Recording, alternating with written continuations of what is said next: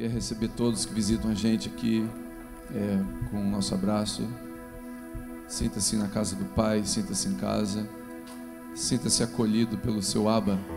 Não Abba Pai Church, mas o seu Abba, o Paizinho que te conhece, te ama, e Ele tem um propósito e não quer deixar você por aí sem propósito. Ele quer dar um propósito no seu coração, amém?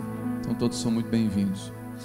Eu, sem muitas voltas, eu vou deixar tudo para o final. Eu quero chamar o pastor Juscelio rapidinho já.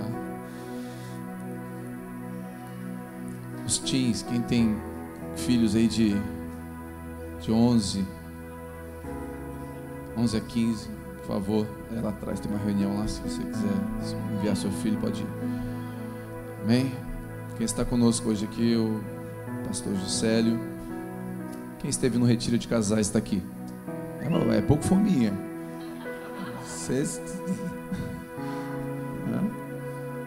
Glória a Deus. O retiro foi excelente. Excelente resumo. Pela palavra, por tudo que Deus fez. Foi muito bom. Excelente resumo. Amém? Quero passar a palavra para o pastor Juscelio, que vai ministrar para a gente hoje a palavra do Senhor. Ele vai ser a caneta na mão do Senhor aqui hoje. Amém? Estende a mão para cá, vamos orar para o pastor.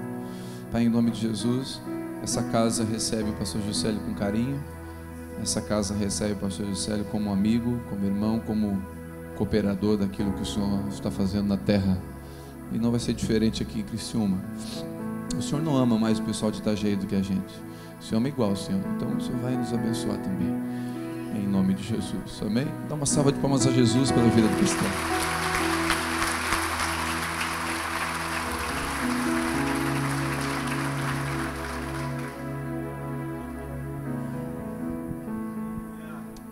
Graças a Deus. Olá, meus queridos. Boa noite. Boa noite a todos. Que a bondade do Senhor enche seu coração ainda mais. Que bênção está nesse lugar. Que precioso tem sido essa aproximação no Senhor, em amor. Que coisa maravilhosa.